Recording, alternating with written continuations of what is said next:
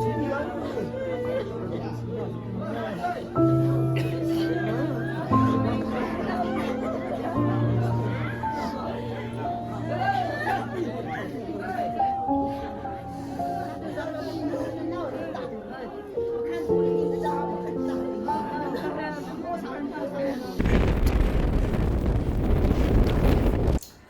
ma'am, ngasi ki video se ko kaino ki Tangkhul gi Luhongba Ahanba oina yaudoi ne ba aini he polak padi Tangkhul gi Luhongba se yaudri ba ko adu ngasi se Tangkhul gi Luhongba han oina yaudoi ni adu kamai tawno hai bedo ai ucharake adu ma'am sida kwai nungai ri se kwai nungai bam yauri ba sida aina sumchat chatri ba lam ama ngasi amuka ai chatore khangjin ga dore adu aina chatoi lam se kaino gi Shinglai village Kamjong district ko Imphal dagi 90 kilometers chatlaga leiba Shinglai village ta oidoi ne ko adu ma'am kwai nungai se adu ne aina sumkang khangdaba lam ama amuk nauna ai khangjin ga dore ko adu gi yam nungai ni plus ai Tangkhul gi Luhongba Ahanba oina yaw bane aduna Tangkhul gi Luhongba se kamai tawe khotle haibedo ai ma'am adum ucharake adu ma'am Shinglai village se chatkiba mi su ma'am yawram mani adu chattaba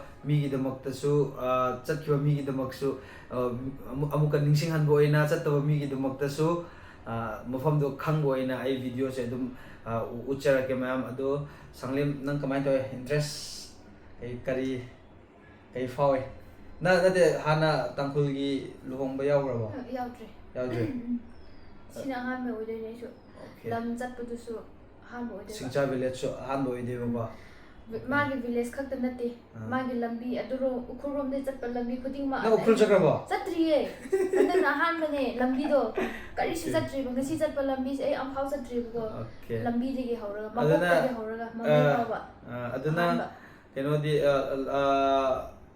lamlong krai de chakra ba hana chatri lamlong su chatri krai jo oh no kai bo di chakra asom saita asom saita porupat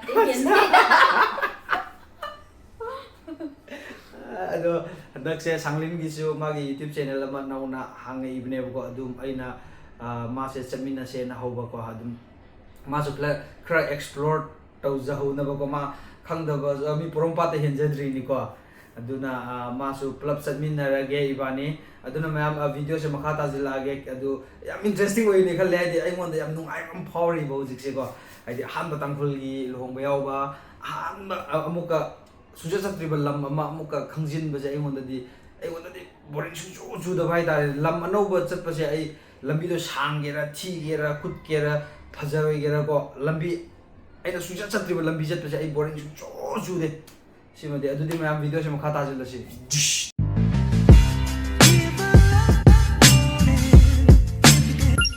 Litan yaure ma'am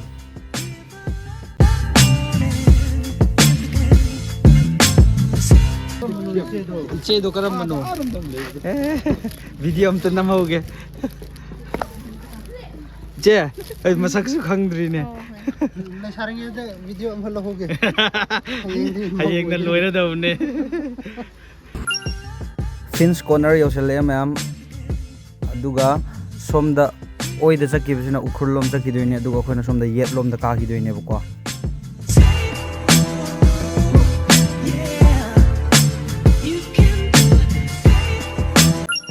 mayam Sangsak village yaujare Sangsak village ai je hoji ki Manipur gi MP oibiriba Sir Alfred ki masamaki khun oidoine ma aduga hoji akoina thaujari bampham je mayam akoi Manipur dani ko horen amuk comment asidi ama palam gini mi gini akoi Manipur da siam phajab mafam leite khote na hairakani mayam si Manipur dani ko mafam phajabadi yam lei mayam sembi da bai wane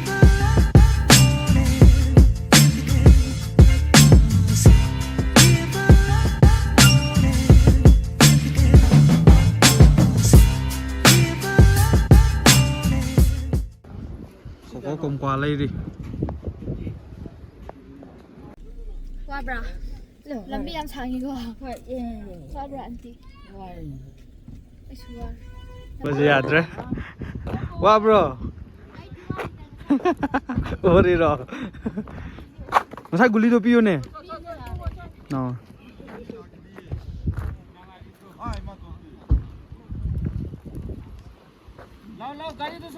Wow. View je. Wow.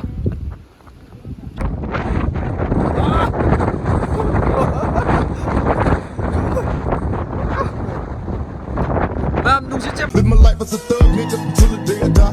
Malan inge. Aduga kongkwa mama sa na yol le rame ko adugi ing bai sa bane san bai di sa na ti ko. Chichilu re. Sai sa ko sa ni wa bai ko ni.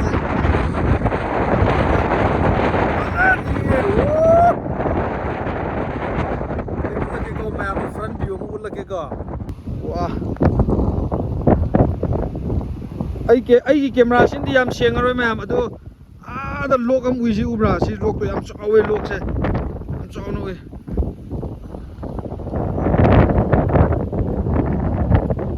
kakhat laga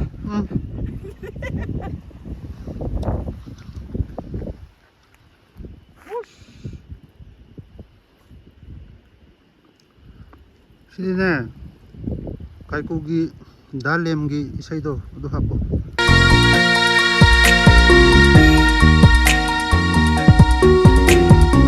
Tamoigi masakto faje kreda mai tongi minokto nungsi kreda Tamoigi masakto faje kreda mai tongi minokto nungsi kreda mayam sanglim ga ibani album gi mawang da post tawba loira matung da koi singsa yawnaba amuk thaudare nungsi kreda Singsa village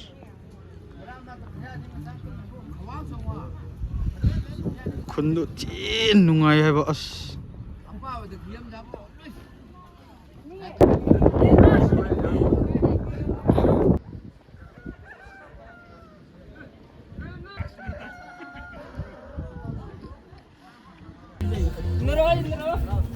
Ako'y bumuan ni sina.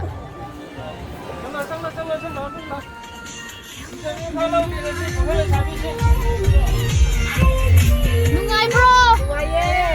Wa bro!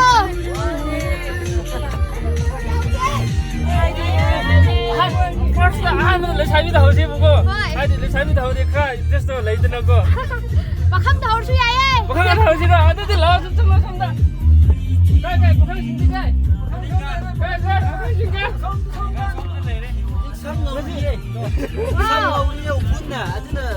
Yeng view. Samga sangoro ngoro ga yo. Sina koi bangon ne. Singja labuse nungai bro kapan to ko yam nungai bro sinna the fresh air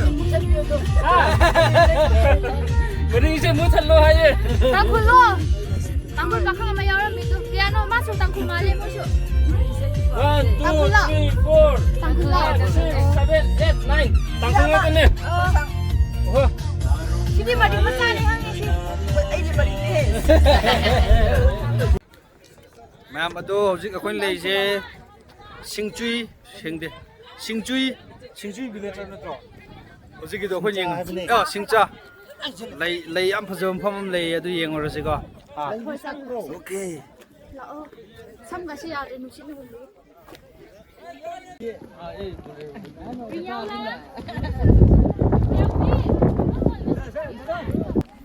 Wah, grass oh sara lo hoiro sei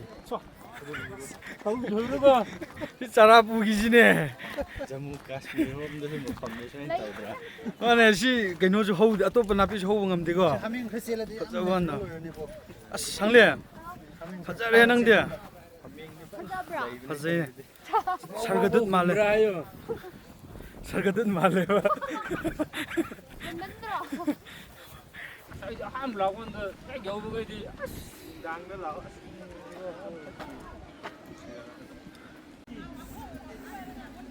Wow. hai kia hùa Wah. Nungsit makondo.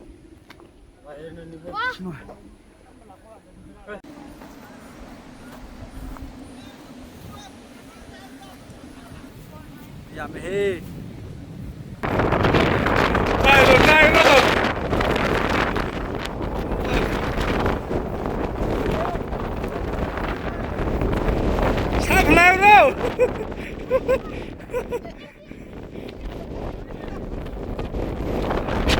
살림 마요.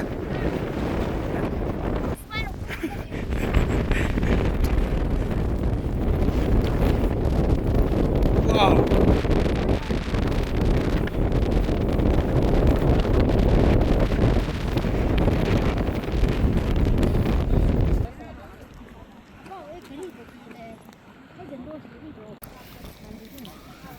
Say kia say.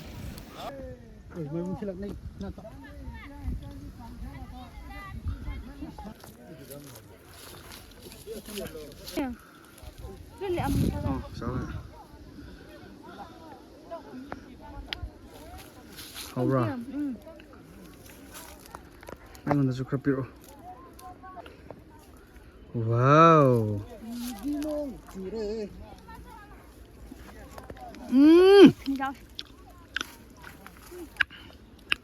풀이 또 cái nó lên pe. Thôi, rồi. Chúng được lên người ta. Chạy đâu bớt tí, dùng hành bớt xe. Khi thôi khi cha bớt tùy nhiều quá. Chị mấy tên luôn thì giảm pet cầu cô. Ôi da đấy.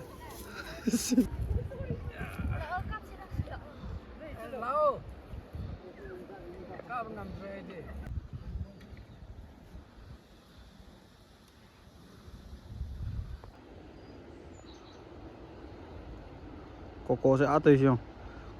Số!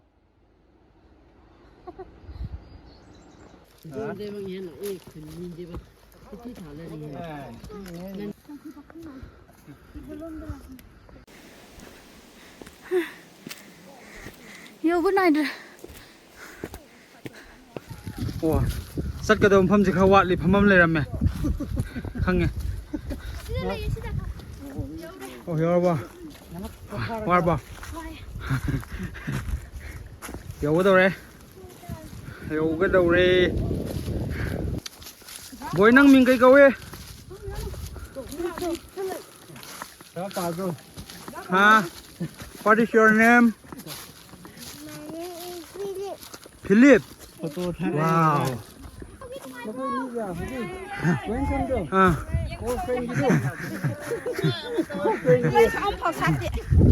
Lấy sắt đi. Đúng rồi.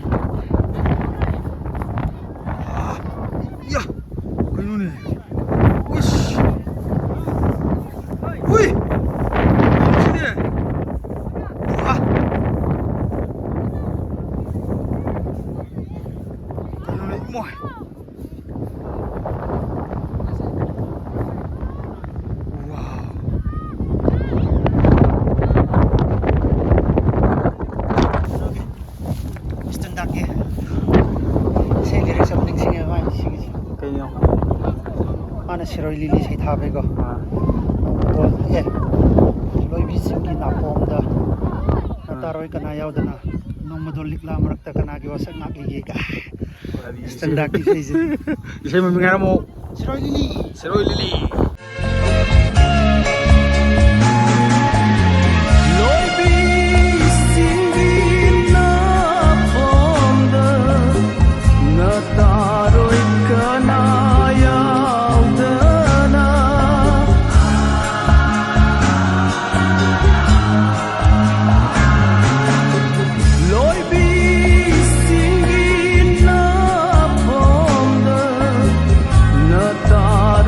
Kana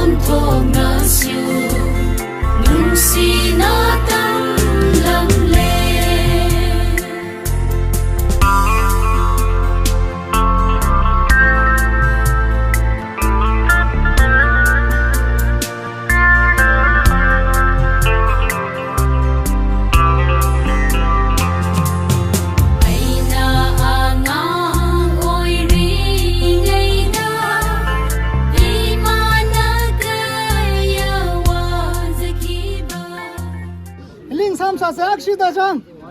Cái chỉ sao ta sam yo cái. Cho.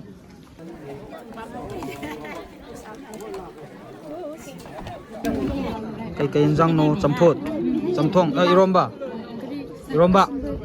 tarung, salad, khayam lo salad tu, kau ni lo rakyat. Wih, yang mana leh?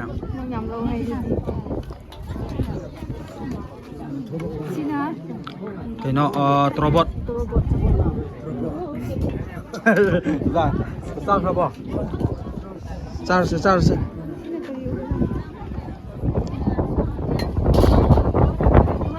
Wow. Aduh susah malah.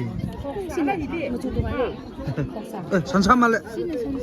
Mix. Wow. Di hojil sih ha.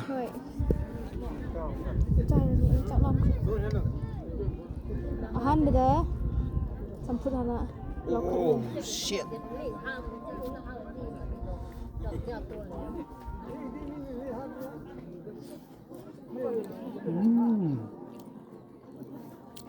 Oksa sakit ang yam hapak kede. Hey. Aji, kaya pam deh pak.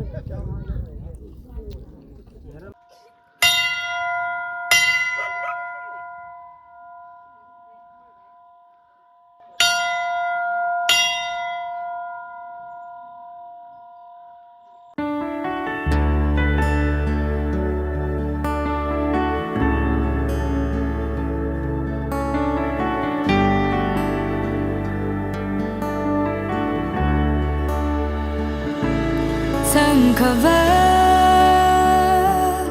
sari kejar ngavai rada ngani lekawiaina kahau kekaji ungshumi haira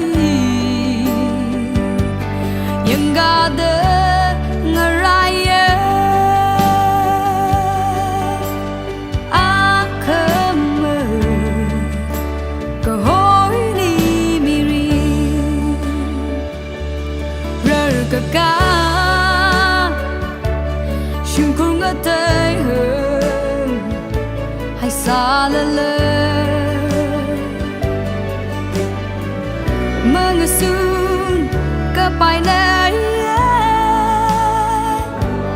bem tu hai le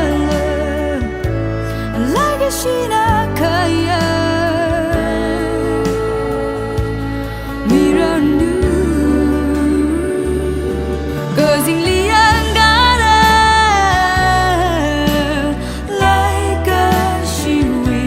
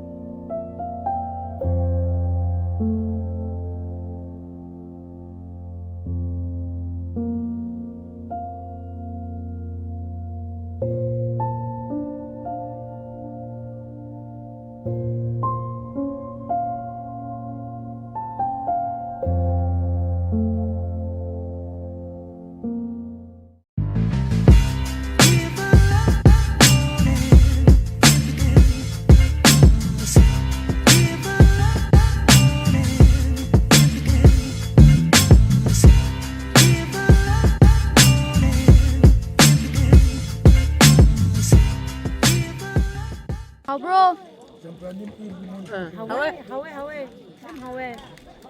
ꯋꯥꯔꯝꯃꯅꯤꯀꯣ ꯅꯣꯏꯁꯨ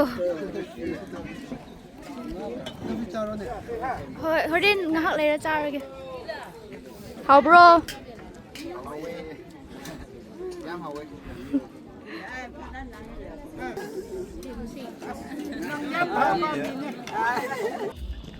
Bro sibu kaidino?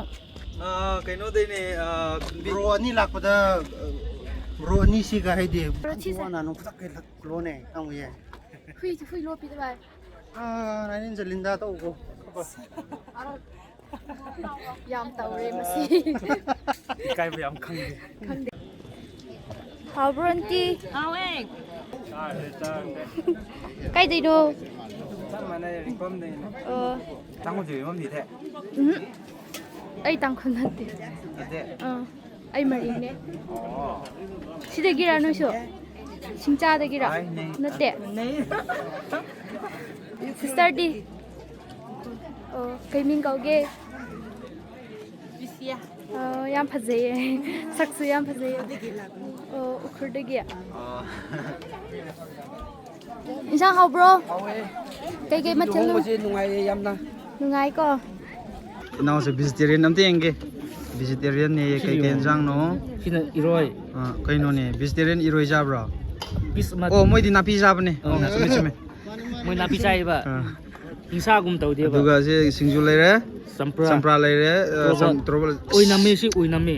Manam do. troboto Oina me ba. okay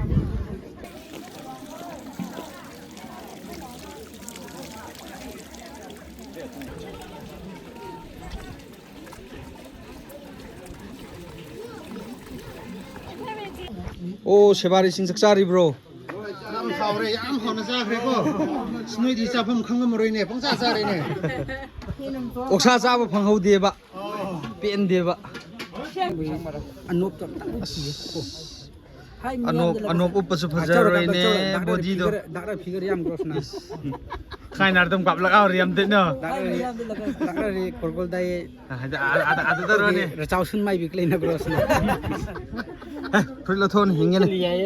Hingene figure do. Ang chakcha bon bai ship chang no ayam. Puk hamjin bangam dre ai ne. Yadre. Sagre. Oksa di piece.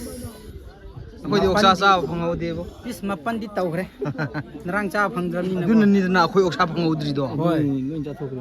Singcha da lakpasi nungai bro. Nungai adu khadi thap he. Nungai bro mayam. Maring ne sina ko. Maring isan na khotane si to. Si lai to maring khotane si luhongbu to luhongba ha to de mo. Maring na. We shall may we mangla tarutan mon so mi de.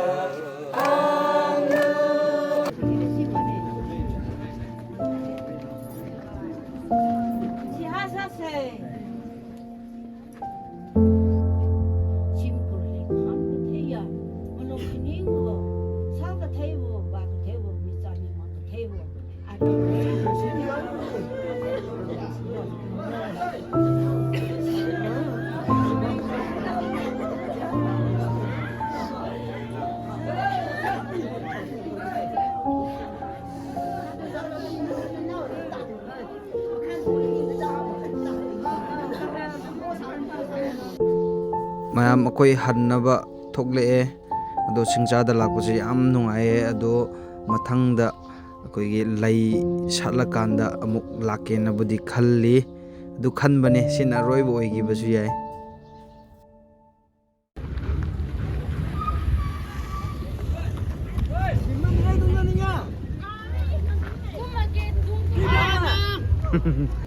anh ấy phần ông ấy lấy này chơi nhưng mà lâu nhiều lok lay le au re gai pan wow yai pan se iron bai su yare dal ka thong bai su yare bora gi su yare ꯕꯣꯔꯥꯒꯤ ꯑꯃꯅꯦ ꯍꯋꯥꯏꯒ ꯑꯃ ꯊꯣꯡꯉꯁꯤ ꯁꯤ ꯅꯠꯇꯦ more ꯈꯣꯏꯗ ꯑꯃ ꯄꯤꯔꯅꯤ ꯁꯤꯅ ꯏꯔꯣꯝꯕ ꯑꯃ ꯂꯩꯔꯦ ꯃꯣꯔ ꯍꯣꯏꯗ ꯁꯤ ꯑꯅꯤ ꯑꯩꯈꯣꯏꯒꯤ ꯃꯤ ꯈꯔ ꯍꯦꯟꯕꯅꯤꯅ 3 ꯇꯧꯔꯁꯦ ꯃꯌꯥꯝ ꯁꯤꯗ ꯏꯕꯣꯛ ꯑꯃ ꯐꯝꯃꯤ ꯑꯗꯨ ꯀꯔꯤꯅꯣ ꯏꯕꯣꯛꯅ ꯌꯣꯜꯂꯤꯁꯤ ꯌꯦꯡꯁꯤꯀꯣ ꯑꯁꯤ ꯁꯤꯃꯗꯤ ꯂꯧꯁꯦ ꯀꯩꯅꯣꯒꯤ ꯑꯩꯈꯣꯏꯒꯤ ꯈꯥꯃꯦꯟ ꯑꯁꯤꯟꯕ ꯑꯩꯈꯣꯏ ꯋꯥꯏꯜ ꯈꯥꯃꯦꯟ ꯑꯁꯤꯟꯕ ꯍꯥꯏꯇꯥꯔꯦ ꯆꯦꯔꯤ ꯇꯣꯃꯦꯇꯣ ꯑꯃꯥꯟꯕ ꯑꯃ ꯁꯤꯁꯤꯅ ꯑꯩꯈꯣꯏꯒꯤ ꯅꯣꯡꯃꯥꯡꯈꯥ ꯒꯥꯏꯅ ꯈꯥꯔꯕꯅꯤꯅ ꯂꯩꯄꯨꯡꯈꯥ ꯍꯥꯏꯕ꯭ꯔꯥ ꯁꯤ ꯄꯨꯔꯥ ꯑꯣꯔꯤꯖꯤꯅꯦꯜꯅꯦ ꯁꯤꯗꯤ ꯑꯣꯔꯒꯥꯅꯤꯛ 50ꯒꯤ ꯄꯤꯌꯣꯅꯦ ꯁꯤ 50ꯒꯤ ꯁꯦꯝꯕꯤꯌꯣ 100 ꯇꯥꯍꯜꯂꯣ ꯁꯤ ꯑꯃꯒ ꯂꯧꯒꯦ ꯁꯤ 50ꯒꯤꯒ ꯌꯥꯔꯦ ꯏꯕꯣꯛꯅ ꯇꯝꯖꯔꯛꯑꯅꯤ ꯌꯥꯝ ꯂꯧꯔꯦ ꯁꯤꯐꯥꯎ ꯄꯩꯁꯥ ꯁꯣꯝꯗꯩ ꯄꯨꯔꯤꯅꯤ ꯕꯁ ꯗ꯭ꯔꯥꯏꯚꯔꯗꯒꯤ ꯑꯩ ꯃꯇꯥꯡ ꯆꯥꯕꯗꯤ ꯁꯤꯡꯈꯤꯗꯣꯏꯅꯦ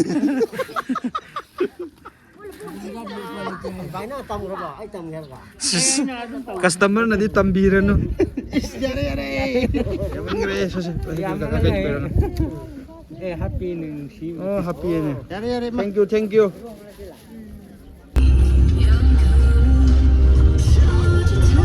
अर्सु अरे चिल्लो अर्सु है पापा पोल दला पापा पोल वाई हनी के पापा पोल दला पापा पोल वाई